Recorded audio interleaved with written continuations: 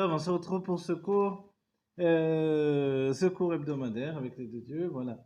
On a dit qu'on parlait de la paracha. Depuis la paracha, on va aller vers la Géoula, des tas de inyanim, des tas de sujets. Ce qui est important dans la paracha, c'est qu'elle est aussi une paracha avec laquelle on vit. C'est une aura de l'Admorazaken, donc un enseignement de l'Admorazaken. Vivre avec la paracha. Et son frère nous a dit qu'il s'agissait du fait de vivre avec la parashat Shavua au quotidien, en fait. C'est-à-dire, c'est pas juste quelque chose qu'on étudie, ou même quand on fait son Pirush Rashi, on étudie le Rashi, la paracha, alors ça reste dans le livre. Non, en fait, on doit retrouver l'écho de cette paracha également dans notre vie. Voir comment la paracha, la manière du Shabbat nous influence, et comment nous-mêmes on a une part dans cette paracha. Voilà. Donc alors on a commencé par Bereshit, Noar, vers Lecha Vayera la semaine dernière. Et maintenant on est arrivé à Chaye Sarah. Chaye Sarah, on va dire de quoi? Quel est le sujet? Quelqu'un qui ne connaît pas demande quel est le sujet de la parashat Chaye Sarah? On répond c'est la mort de Sarah. Alors s'il a un peu de bon sens, il nous dit mais pourquoi dans ce cas-là ça s'appelle la vie ou les vies de Sarah au pluriel? Alors, évidemment, on va dire bon, parce que ce sont les premiers versets, etc. Mais le rabbi, se basant sur le Zohar, nous dit que ça ne suffit pas pour expliquer que le titre qui a été donné à la paracha, puisque c'est toute la teneur de la paracha, en hébreu on dit le tochen, donc tout ce qui est à l'intérieur, tout ce qui va donner le kivun, la direction de la paracha, s'appelle Chaye Sarah. Et d'un autre côté, on parle de l'enterrement de Sarah. Donc en fait, le Zohar nous explique que, évidemment, Sarah n'est pas morte, puisque la paracha, en hébreu on dit Meida, Meida, c'est-à-dire témoigne du fait qu'elle est encore vivante. Mais on peut objecter immédiatement et dire, mais c'est ce même Zohar qui nous a dit que Sarah était comparée au corps et que Abraham était comparé à l'âme. Comment aujourd'hui il peut venir nous dire que Sarah est toujours vivante? Du fait de l'éternité de l'âme, tout le monde peut, enfin tout le monde, tous ceux qui croient avant l'âme au moins, peuvent venir à nouveau témoigner de l'éternité de l'âme. Tout le monde y croit.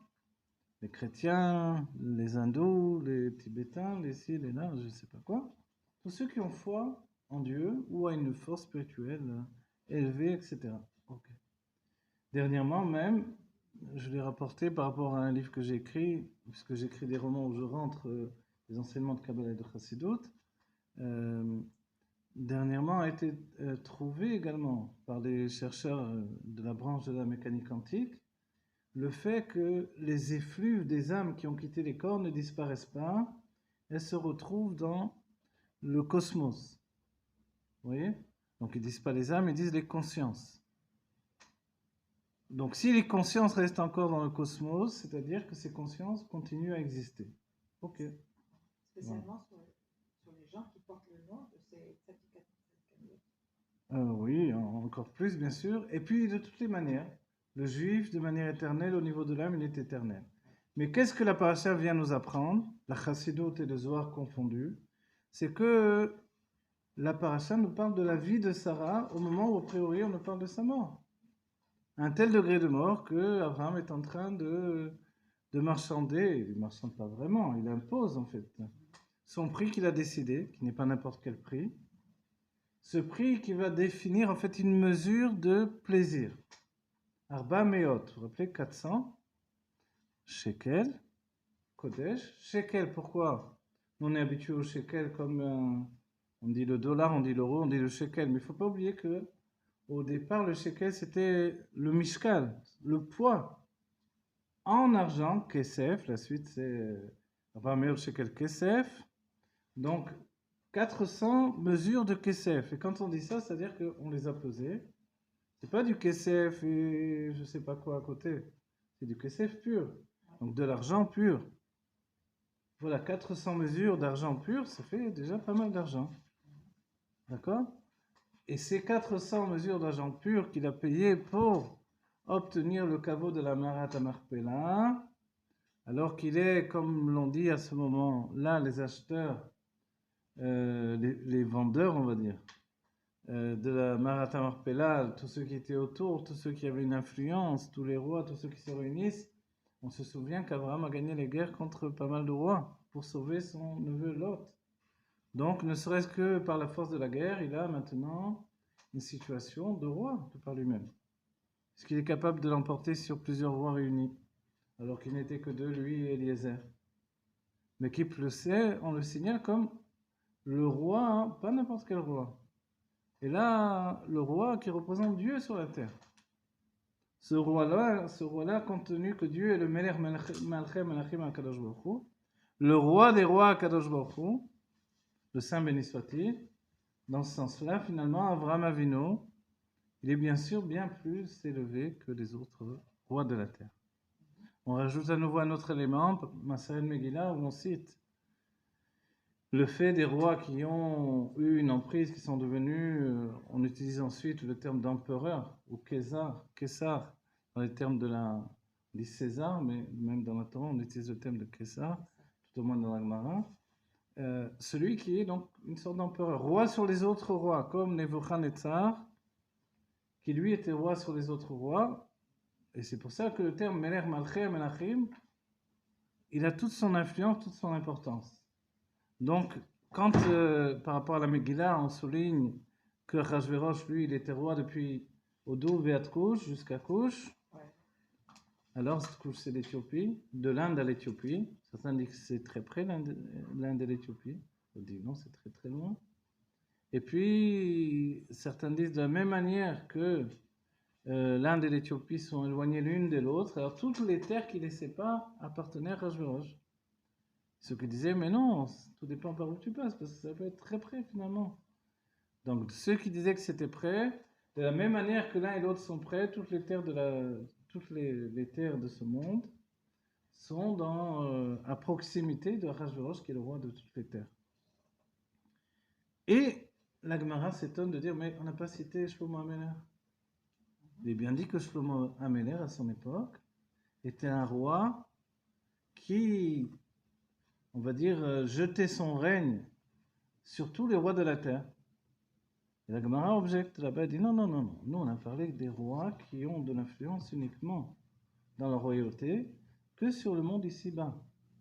Comme on dit dans la Torah, Yoshve Tevel, la terre de Tevel, c'est-à-dire ce monde-ci. Mais Shlomo Améler, c'est différent. Pourquoi? Parce que lui, il a également une autorité sur les mondes divins. Ce que n'ont pas évidemment les autres rois. Donc on ne peut pas le comparer, on ne peut pas le mettre dans la mêlée des autres rois. C'est incomparable. Donc quand on parle d'Avraham Avinu, même si on n'est pas encore dans la royauté établie du peuple juif, la royauté de Yehuda, on a un homme qui est un roi. Man Malché Rabbanan, c'est chez nous les rois, ce sont des sages.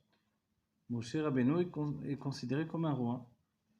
Quand Shmuel, finalement le peuple juif vient le trouver pour avoir un roi, a priori, il y a une mitzvah de la Torah, Sam Tassim Alecha Meler. Dès que tu rentres en Eretz Israël, tu vas fixer sur toi un roi. Et Shmuel n'était pas content. Le prophète Shmuel n'était pas content. On se demande pourquoi il n'est pas content, a priori. Parce que l'idée était d'avoir un roi comme les autres peuples. Or, pour lui, la notion de roi s'arrêtait justement à la notion de Moshe Rabbeinu, un sage qui est comme un roi sur le peuple juif. Mais en fait, il va accéder à la requête, qui est une mitzvah de la Torah, pour leur donner un roi. De là va venir Shaoul Améler, puis le second roi qui va être David Améler. Et de là va débuter la lignée de David Améler, qui est la lignée de la royauté de Yehuda, laquelle peut on va dire, s'installer, entre guillemets, résider tout au moins, sur le Harabait, sur le mont du Temple, voisin du Beth Amikdash. Et les rois qui ne sont pas de la lignée de David ne peuvent pas monter sur le Harabait. Et c'est pour ça que quand Hérode, qui a embelli le Beth Amikdash, puisqu'on dit que ceux qui n'ont pas vu le Beth Amikdash de Hérode n'ont pas vu le deux Beth Amikdash de leur temps, une fois qu'ils avaient reconstruit le Beth Amikdash, sont passés des années et des années, et puis Hérode, à l'époque de Rome, qui était donc sous la tutelle quand même de Rome, alors a voulu reconstruire, c'était un immense constructeur, puisqu'il a construit également la forteresse de Masada, et puis il a également renforcé tout ce qui s'est construit autour de Hebron, des Kivrei des Avot. Donc évidemment, c'est un grand constructeur. Okay, et on dit que son Beth Amikdash était resplendissant, qui ressemblait à la mer parce qu'il y avait tout un jeu de pierres et qui brillait au soleil, etc. Donc, quand il a voulu monter sur la Rabat, on lui a dit désolé, tu ne peux pas. Pourquoi? Parce que tu n'es pas un roi de la lignée de David. Donc, ta royauté, elle n'est pas légitime, pour dire les choses telles qu'elles doivent être. Donc, si tu veux monter sur la Rabat, alors, évidemment, il a exigé, il a demandé, il a fait de son mieux pour avoir gain de cause. On a dit on va te construire quelque chose, fais-toi construire. Fais-toi une appendice en fait, quelque chose qui est à la fois dessus et à la fois à l'extérieur. Et comme ça a été construit un endroit sur le Rabat qui lui permettait d'être à proximité du Mikdash tout en étant à l'extérieur. Voilà. En fait, tout ça, c'est pour nous donner de comprendre qu'il y a la royauté à proximité, qui est la royauté de la Torah. Et dès qu'est établie la lignée de David Améler, la vraie royauté passe par David Améler. C'est bien que ceux qui ont l'habitude d'étudier la Mishnah peuvent s'étonner, en étudiant la Mishnah, de ne pas trouver dans la Mishnayot, on ne parle pas de Hanouka. On dit, tiens, comment ça se fait? On parle de toutes les fêtes, on parle de tout dans la Mishnah. Et pourquoi Rabbi Yehuda Nassi ne parle pas de Hanouka là-bas? Alors, même si dans les Braïtot on peut trouver évidemment, mais dans la Mishnah elle-même, c'est parce que Rabbi Yehuda Nassi descendait de David Améler, donc de la tribu de Yehuda, et il ne reconnaissait pas la royauté qui était la royauté qui s'est faite en cours de route et qui venait dans la lignée des Kohanim, mais qui n'était pas une royauté légitime à nouveau. Donc ici on voit une autre idée, c'est qu'on peut être à la fois Kadosh, des héros même du peuple juif, d'avoir défendu le peuple juif contre l'armée des Yévanim, des Grecs, et pourtant ne pas être légitime dans la royauté d'Israël.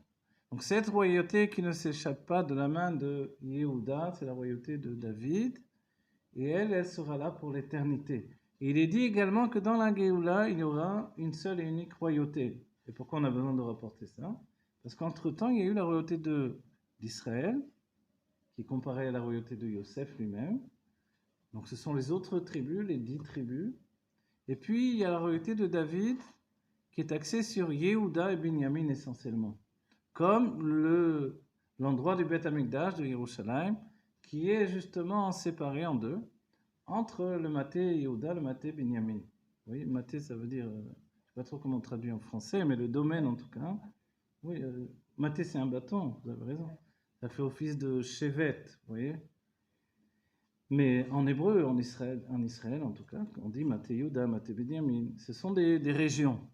Donc d'un côté de Yerushalayim, vous avez le Maté Yehuda, d'un autre côté, vous avez Maté Binyamin. Donc ce sont deux régions, et le Harabaï se trouve entre les deux. Donc en fait, cette situation de rencontre fait que quand on dit que 10 tribus ont été perdues, en fait, ce sont les 10 tribus en dehors de Yehuda et Binyamin. Et puis on a aussi la tribu de Lévi qui est là, avec les Kohanim et les Lévim. D'accord? Mais les autres 10 tribus sont perdues. Et ces 10 tribus qui sont perdues, si on compte, on va dire qu'il y a un problème dans le compte. C'est parce qu'on se rappelle que depuis Yosef, il y a aussi un appendice par rapport à ces deux enfants également qui vont faire un rajout et qui font que les 12 tribus sont un peu plus que 12 finalement. Voilà. Et ça, c'est une notion finalement de compter un conte qui n'est pas qui est un texte qui n'est pas dans le conte. Alors c'est particulier au judaïsme également. C'est bien qu'on va le trouver, par exemple, aujourd'hui c'est l'anniversaire du Rabbi Rachab. Le Rabbi Rachab, c'est le père du Rabbi Rayatz, le Rabbi précédent. Et le Rabbi Rachab, lui, alors on l'appelle le Rambam de la Chassidut.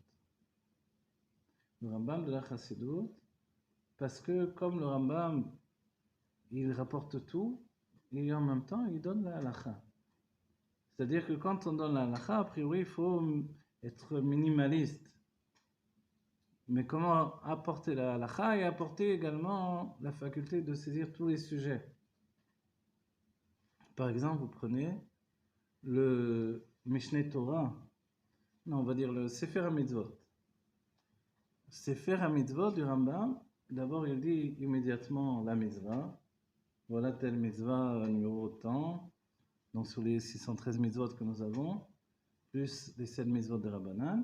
Alors il nous dit mitzvah numéro tant, il nous énonce la mitzvah, et après il explique. De ce fait-là, on voit déjà, ne serait-ce que dans le décompte des mitzvot, qu'il réunit les deux situations qui font qu'on a pu l'appeler le Nesher Agadol, le grand aigle. Un aigle, qu'est-ce qu'il a de particulier? C'est qu'il vole plus haut que tous les oiseaux. Donc sa vue, elle surplombe tout. Ça, c'est le Rambam qui voit toute la Torah en entier.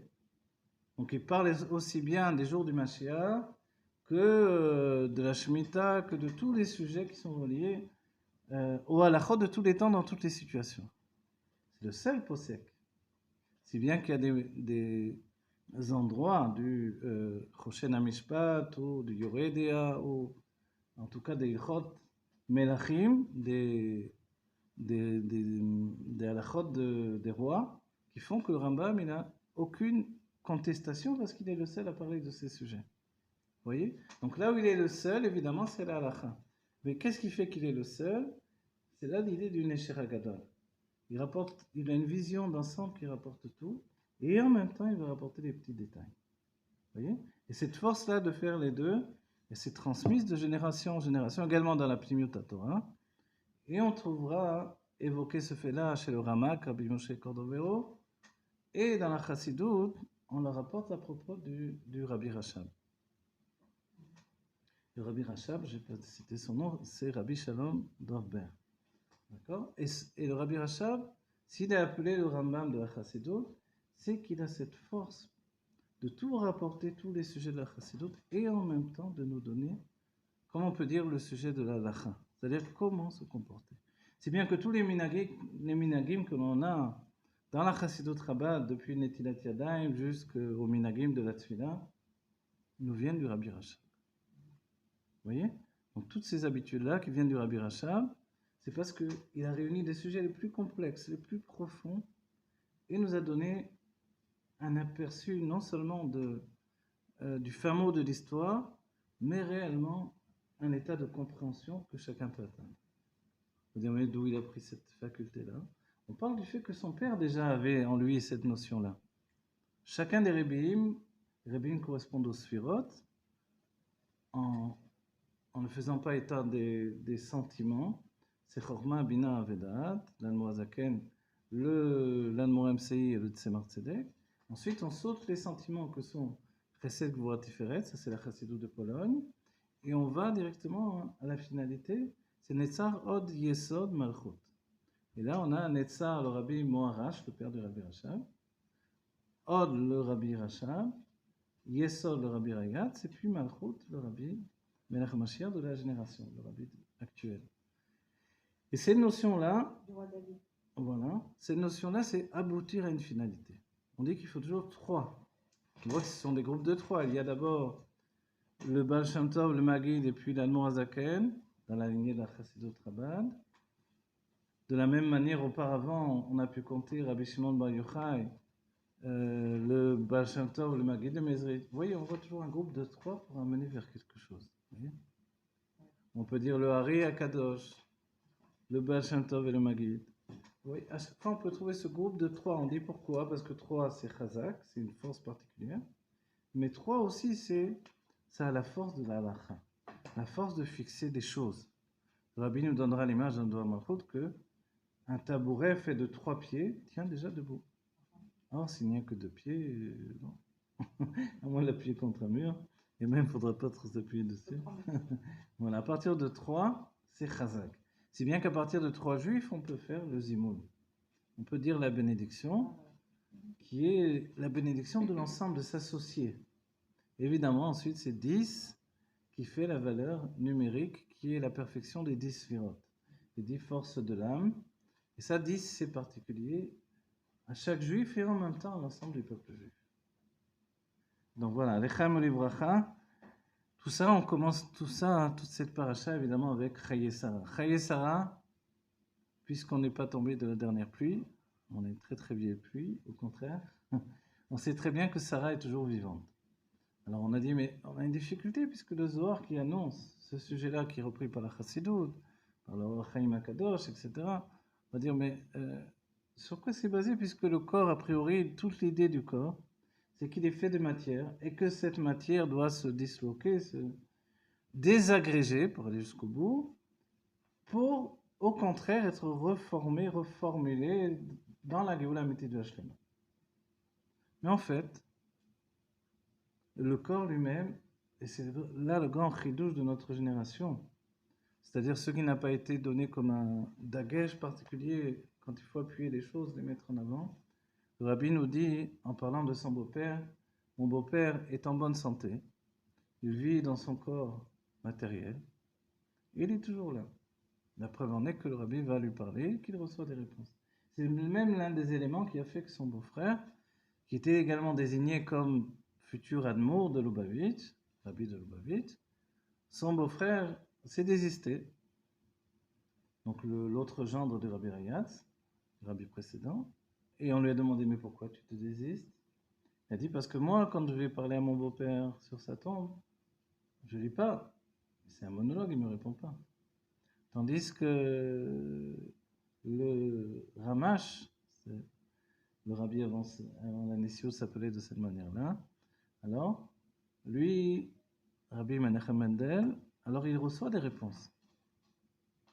Et s'il reçoit des réponses, c'est qu'il est bien vivant pour lui répondre. S'il est vivant, le rabbi n'a pas honte de dire très clairement que son beau-père est toujours vivant, qu'il est là. Non seulement à certains moments, le rabbi dit, attendez, les rabbins viennent de rentrer, l'Admorazaken vient de rentrer au 770, etc. On va dire, bon, c'est spirituel, il descend du monde des âmes, il pénètre, il lui voit leur âme, etc.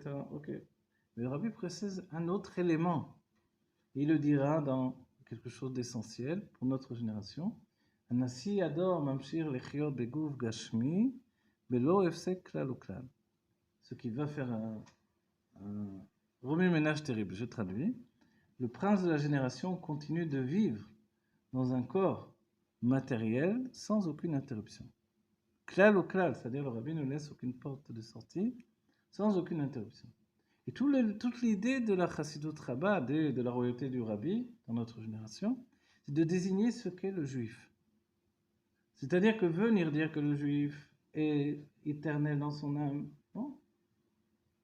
Même à Rome, on l'a papoté, etc. Ils sont capables de dire ça. Ok. Alors quoi? En fait, l'idée, c'est de dire que même le corps du juif est éternel. Pour une bonne raison, d'abord, à la base, c'est que non milevado. Partant de cet axiome-là, il n'y a rien d'autre que Dieu, que la matière du monde n'est pas une matière inerte comme on peut le penser, n'est pas uniquement une matière immobile, telle qu'elle nous apparaît, ni une matière morte, mais elle est au contraire l'élément le plus proche de l'essence de Dieu. C'est bien que l'essence de Dieu se trouve exactement dans la matière, au sein même de la matière. Et l'essence de Dieu, c'est Dieu qui est tellement caché qu'il ne se cache plus. Il est tellement sa volonté, son désir d'avoir une maison ici-bas, que son visage, c'est cette maison qui se trouve ici-bas. Et quand on dit, mais attends, mais j'avais appris que la matière du monde provient de ce qui s'appelle la Shfirat HaKelim. Vous vous rappelez Shfirat HaKelim? Même le cours dernier, on a un petit peu parlé.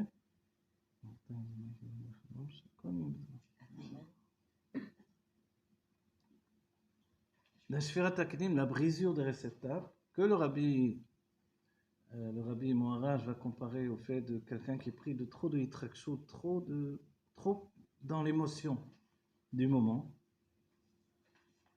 Je vais vous donner un exemple. Le Rabbi Rayatz rapporte quand deux chassidim qui ne s'étaient pas vus quelquefois depuis 10, 20 ans se retrouvent tout à coup. Leur émotion est tellement grande. Chassidim qui avaient été séparés dans des camps de travail quelquefois en Sibérie, qui tout à coup se retrouvent. De leur vivant? De leur vivant, bien sûr.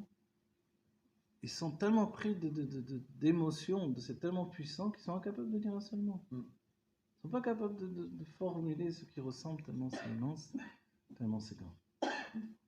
Déjà deux personnes normales, quand elles dans leur famille, elles prennent des émotions. Voilà. Et le Rabbi Morange dira que quand quelqu'un est pris d'un tel niveau de déferlement d'émotions, alors il est incapable voilà, comme maintenant, de formuler son langage, d'organiser ses mots. Et ça, c'est l'exemple de Shvirat HaKelim, de la brisure des réceptacles. Si bien que ces réceptacles spirituels ont chuté dans ce monde, et que la matière du monde que nous mangeons au quotidien, dans la paracha précédente, on a obtenu de Avraham Avinu la force de manger, qui est la force, dira le Rabbi Rachab, dans le Tafresh Ben, dira que c'est de rentrer le makif dans le pnimi. Rentrer ce qu'il y a autour de nous, essentiellement ce qui est inconscient, en nous. On est comme ça, on est des récupérateurs d'inconscient, on dévore l'inconscient. On le rentre sans arrêt au-dedans de nous. Et on dit c'est particulier à l'homme. Si bien que les anges sont incapables de manger. Et que dans la paracha précédente, lorsque les anges ont accédé au fait de pouvoir manger, parce qu'Abraham, en termes hébraïques quotidiens, on dit c'est pas un frayeur de donner à manger, de se fatiguer pour donner à manger à des anges qui vont hop faire qu'ils mangent alors qu'ils mangent pas. Le Zohar dira que non, ils ont bien mangé. Mais comment des anges ont mangé puisque les anges ça ne mange pas? C'est la faculté de l'homme de manger, d'intégrer cet inconscient, cette matière qui vient des mondes divins au-dedans de lui. En fait, il les a élevés au stade où ils pouvaient manger. Parce qu'ils se tenaient, Avraham Avinu au-dessus d'eux, il les a élevés au niveau où ils pouvaient manger. Donc de la paracha précédente, on a reçu la force de pouvoir manger. Et le Rabbi Rachab dira, si bien qu'on mange un livre également. On mange un livre, on mange un enseignement, les livres du Rabbi Rachab, du Rabbi, de la Torah, du Rambam, on mange. On l'intègre en nous. Ça devient notre personnalité. Donc en fait, la matière est loin d'être morte, elle est vivante. Elle vient, c'est vrai, d'une shvira, d'une brisure. Et c'est pour ça qu'elle peut être amenée à se briser. Mais est-ce que la brisure va pouvoir l'anéantir, la dissimuler complètement? Le Rabbi, dans les Reshimot, va rapporter l'idée, vous savez que les sages ont comparé le peuple juif au sel, et le Rabbi nous dit que le sel, c'est quelque chose qui était obligatoire sur le misbéach quand on portait un korban. C'est bien que sur la table de Shabbat, il faut toujours du sel. Et le travail, c'est de l'amtik et tamélar, de radoucir les mesures de sévérité du sel. Mais le sel qui est comparé au peuple juif, ou le peuple juif comparé au sel, le Rabbi nous dit le sel, comme le peuple juif, ne disparaît jamais. Il peut être a priori disloqué, éparpillé. On a l'impression qu'on a presque détruit, et puis il est toujours là. Le sel, la même chose. On peut le mettre dans l'eau, on a l'impression qu'on le fait disparaître, mais il est toujours là. Voilà, Yamamela. Et une shira, là-bas, il y a une destruction, et puis le sel est là. Comme témoin de la vie indestructible, la vie qui est inhérente à la présence de l'essence de Dieu, qui ne disparaît jamais forcément. Donc en fait, le peuple juif est comparé au sel. Le Rabbi dira d'un autre point de vue, il est comparé au sel. C'est que le sel a une fonction de rehausser le goût des aliments. Et le peuple juif fait la même chose lorsqu'il s'installe dans un pays, il rehausse le goût du pays dans lequel il se trouve. Quand le peuple juif se trouve en Espagne, alors c'est l'Espagne du siècle d'or de l'Espagne. Quand ils vont rejeter le peuple juif, ils ont beau amasser l'or qui vient d'Amérique, des Amériques, alors ils n'en sont pas moins en train de couler, le siècle d'or est derrière eux. Voilà. Dans les pays arabes, les juifs qui ont quitté les pays arabes. Exactement, bon, exactement. Le Maroc, etc. La Hollande qui a recueilli les juifs, tout à coup elle est remontée. D'où vient la force de la Hollande tout à coup? Du fait qu'elle a recueilli les juifs. À chaque fois que les juifs se trouvent dans un endroit, dans un pays, ce pays devient fort. Dès que les juifs s'en vont, le pays n'a plus que pour ressource son propre mazal, son propre élément qui lui n'est plus obligé en quoi que ce soit par la présence des juifs. Quand les juifs se trouvent en France, alors il y a eu des grandes périodes où il y avait énormément de juifs en France, ces juifs-là font que la France devient le pays le pays le plus grand au niveau de la culture, au niveau de ses forces, au niveau de la richesse, de la spiritualité, etc. Pourquoi? Parce que les sarim, les princes, les anges qui gouvernent la France, ou l'ange en général qui gouverne la France, le patron de la France, va recevoir pour donner à ses juifs. Dès que on a le malheur de chasser les juifs, c'est terminé. Ben, ils le savent très bien, les nations. Ils le savent, ils l'ont appris à leurs dépens. Malheureusement, ils l'ont oublié souvent. Et le fait aujourd'hui que le peuple juif revienne en Eretz Israël, évidemment, c'est le fait de revenir à l'endroit où doit se trouver l'essence de Dieu, où elle doit briller, et où finalement on n'est plus régi par les patrons des nations, mais par la Shrina elle-même, la présence de Dieu elle-même. Ça, c'est Eretz Israël, la terre d'Israël. La terre où les yeux de Dieu sont, on va dire, fixés dessus du début de l'année à la fin de l'année. Ils sont toujours là. Et de ce fait-là, évidemment, on est en relation directe avec Dieu. Ça, c'est particulier à la terre d'Israël. Et c'est ici que sont enterrés les Avot. Et c'est ici qu'Abraham a reçu le pouvoir, en fait, d'être un roi sur une terre qui est en relation avec sa royauté, la royauté de Dieu, la présence de Dieu. Et c'est là où il a acheté, il a voulu acquérir le prix de la Me'arat HaMarpela. Et cet endroit qu'il a acquéri, qu'il a payé de ces mesures-là de Kesef, et l'étymologie de Kesef, c'est Kisufin, c'est le désir, c'est les mesures de désir. Il a investi 400 mesures de désir pour obtenir le Me'arat HaMarpela. Marpela, on dit pourquoi elle s'appelle Me'arat HaMarpela. Alors, en hébreu, c'est Kafoul. Kafoul, ça veut dire double, c'est-à-dire une grotte dans une grotte. Mais pourquoi ça s'appelle comme ça dans ce cas-là? On dit pour deux manières, deux